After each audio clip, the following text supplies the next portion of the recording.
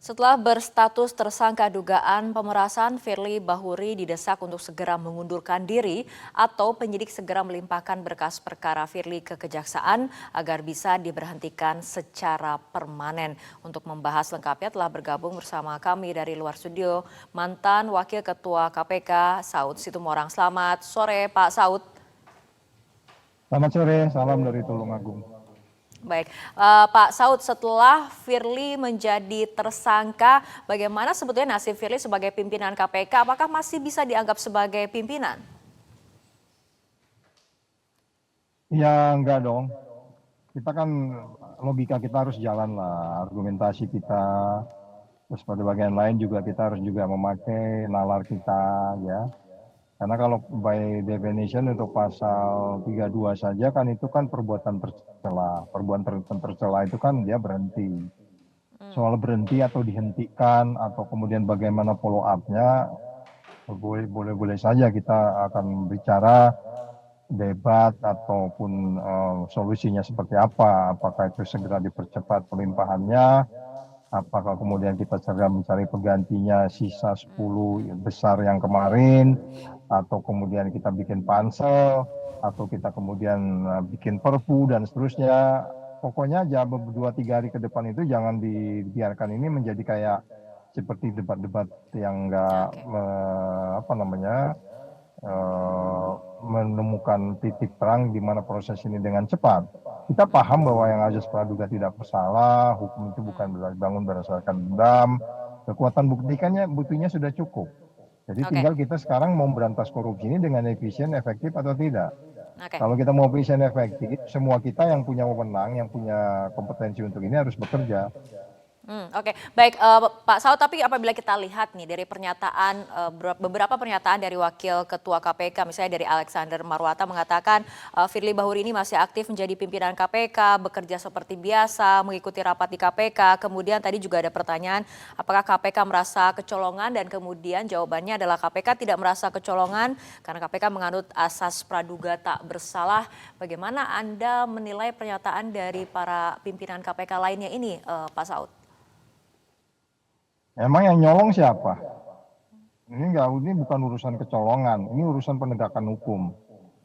Kalau ya kecolongan dimaksudkan itu mereka secara kolektif kolegial tidak check and balance one to another, satu sama lain, itu sudah pasti, itu kecolongan. Masa mesti sampai lebih dari 6 persoalan. Kalau kolektif kolegialnya jalan kan mereka akan men-check and balance satu sama lain. So ini kalau kita bisa simpulkan part of the problem. Jadi 4 pimpinan yang lain juga bagian dari masalah. Kita dulu kan pernah mengalami jadi pimpinan, check and balance satu sama lain. Bahkan Pak Alex itu kan pernah menjadi tim yang memeriksa saya waktu salah ngomong di TV. Dia bagian dari salah satu diantaranya yang ikut memeriksa saya. Selain itu ada anggota komisi etik yang anggota dari luar waktu itu ada 9 orang lebih. Jadi itu check and balance-nya jalan. Artinya ikut diperiksa dan kemudian karena itu mekanisme sistemnya waktu itu adalah dari dalam. Bersama-sama dengan di dalam 1 orang dan kemudian 9 orang, 8 orang dari luar. Nah, itu dipilih dari tokoh masyarakat dan seterusnya. Tapi sekarang kan dewasnya seperti itu. Sehingga kemudian kalau kita bicara kecolongan ini bukan bicara soal siapa yang merasa terabaikan, tetapi nggak mesti menunggu banyak-banyak kasus juga untuk kemudian kita bisa memastikan seseorang itu bermasalah dengan integritasnya. Tetapi kemudian kita tidak bisa berharap di Dewan Pengawas, termasuk dalam kaitan yang saya sebut integriti tadi, ya ini akan berkelanjutan sehingga kemudian setelah berkelanjutan inefisien, akhirnya pertanyaannya, benar nggak sih kita memberantas penegakan hukum anti korupsi dengan efisien dan efektif? Ini sangat tidak efisien dan efektif.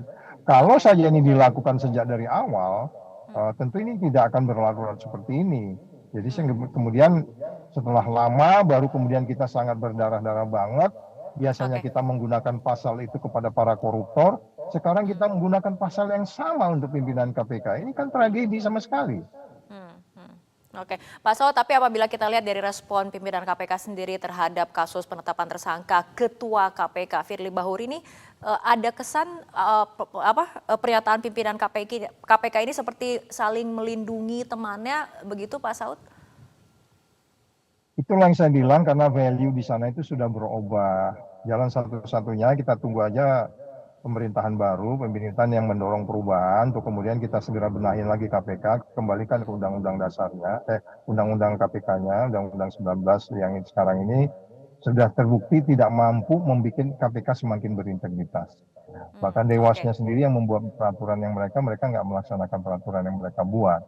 Ini kan sebenarnya kalau nilai sudah berubah, Mbak, anda mau dikasih orang berapa aja, mau dikasih teknik berapa aja, mengenai sistem apa aja, kalau nilai di kepalanya udah beda, ini nggak akan bisa Anda menemukan pemberantasan korupsi efektif, efisien, dan berefek jerah terhadap masyarakat. Apalagi ini penegak hukum. Dalam hal ini kita terima kasih Polri sudah melakukan shoot up terhadap KPK. Jadi sekali lagi kalau ada bela membela dan seterusnya, ya memang nilai itu sudah berubah. Yang dimaksudkan kolektif kolegial itu kan Anda check and balance satu sama lain. Anda berdebat dengan pimpinan yang lain. Anda boleh berbeda pendapat dengan pimpinan yang lain. Anda boleh men-challenge dan mengkoreksi, men-shoot up juga pimpinan lain sebelum kerusakannya menjadi lebih besar.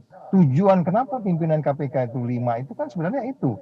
Kenapa nggak kita bikin aja seperti negara lain, pimpinan KPK ditentukan oleh kepala negaranya, kemudian dia bergerak sendiri, kemudian tanggung jawabnya tanggung jawab sendiri.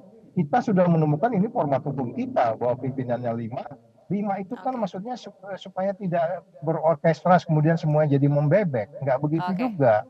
Jadi sekali lagi, sudah kita tidak bisa berharap. Sekarang jangan saya menilai deh, silakan publik menilai sendiri. Apakah komen-komen seperti itu bisa diterima akal, kemudian argumentasi itu termasuk nalar yang bisa argumentasinya masuk logik yang baik. Oke. Logiknya udah jauh sama sekali. Dan seolah-olah menafikan bahwa hasil penyelidikan di Polda itu punya nuansa lain. Oke lah, dia katakan akan ada yang disebutnya azas praduga tidak bersalah. Kita kan Oke, sudah Pak paham Saud. yang namanya bukti-bukti sudah cukup, ada transfer. Terus mau apa lagi? Betul, kita tidak boleh dendam, kita tidak boleh marah karena dia bagian dari pemberantasan korupsi, walaupun pemberantasan korupsi dilakukan secara Oke. berdarah-darah. Tapi marilah kita mencoba mengampaikan logika kita tanpa juga kita Baik, harus membela.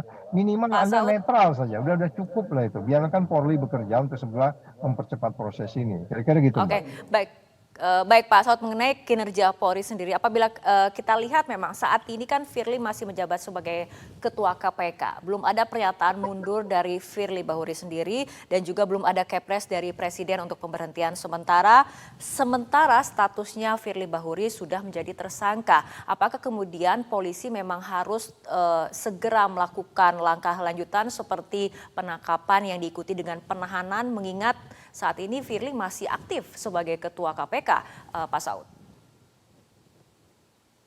Ketika mereka memberhentikan kurang lebih 87 orang-orang baik tanpa alasan yang jelas, dan sisanya 57 orang yang sekarang membentuk organisasi IM57 itu, mereka langsung memblokir kartu mereka sehingga orang-orang KPK yang dipecat itu nggak bisa masuk lagi karena kartunya diblokir. Hal yang sama seharusnya dilakukan oleh Dewas untuk meminta kepada pimpinan yang lain segera itu diblokir kartu aksesnya jadi tidak masuk lagi bisa ke dalam, sehingga kemudian fokusnya Polri kepada penindakannya. Dewas harus merekomendasi itu.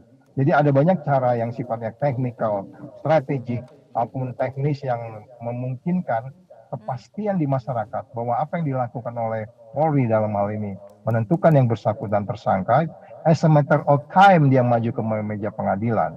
Ya kan, tinggal nunggu P21-nya gitu. Artinya, apa yang bisa kita simpulkan dari situ, kita harus melakukan langkah-langkah yang taktikal.